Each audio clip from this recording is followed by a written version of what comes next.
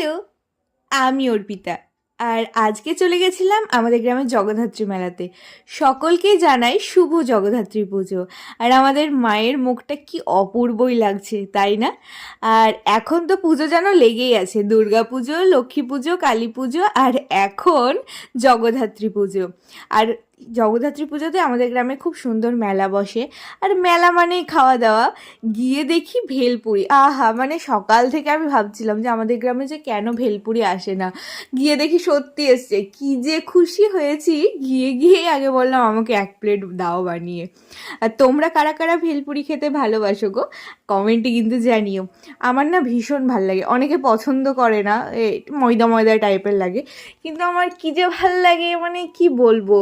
খাচ্ছি আর বলছি যে সত্যি আমার মানে প্রিয় জিনিসটা এসে গেছে। আর কিছু মেলাতে না খেলেও চলবে, এইটাই 2-3 প্লেট খেয়ে নিব, বাস মন ভরে যাবে। কিন্তু তাই কি মন ভরে? মেলা এসেছি, একটা খাবার খাবো, দেখছি দই ফুচকাও চলে এসেছে এবার। তাই চলে গেলাম 1 প্লেট দই ফুচকা খেতে। আর এখানে দেখছো ভিডিও করতেও দেবে না তিথি, আগে থেকেই ওর ভাগেরটা নিয়ে নিয়েছে। তারপরে আমিও একটু খেলাম, কারণ ফুচকা বলে কথা, আর এটা ছাড়া মেয়েদের মেলা অসম্পূর্ণ। কি ঠিক বললাম তো?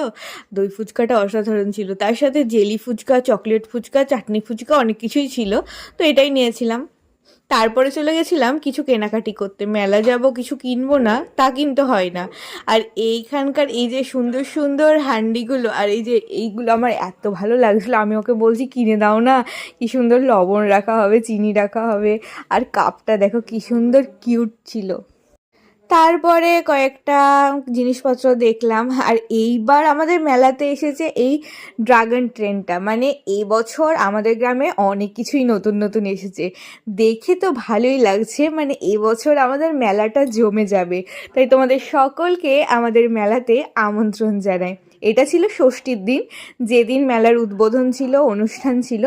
তো ওটা একটু দেরিতে শুরু হচ্ছিল, আমরা একটু সকাল সকালই চলে গেছিলাম। আর এই যে এনার ঘুগনি খেতে খুবই ভালো লাগে।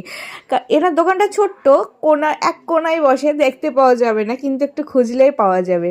তারপর চলে গেছিলাম কদবেল খেতে।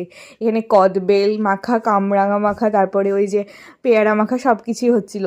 আরেকটা ইউনিক ব্যাপার কি জানো, ওনার কাছে চামচ ছিল না, তাই কদবেলের খোলা দিয়েই আমাদেরকে চামচ বানিয়ে দিয়েছিল। এটা কিন্তু খুব সুন্দর লাগছিল আইডিয়াটা। তোমাদের আইডিয়াটা কেমন লেগেছে জানিও কিন্তু। আর কি যে টেস্টি করে মাখিয়েছিল, মানে খেয়ে যেন জানটা তৃপ্তি হয়ে গেছে। তারপরে চলে গেছিলাম এই যে কামরাঙা মাখাটা খেতে। এটা খাওয়ার পর রিয়াকশনটা শুধু দেখো আমার। সিরিয়াস।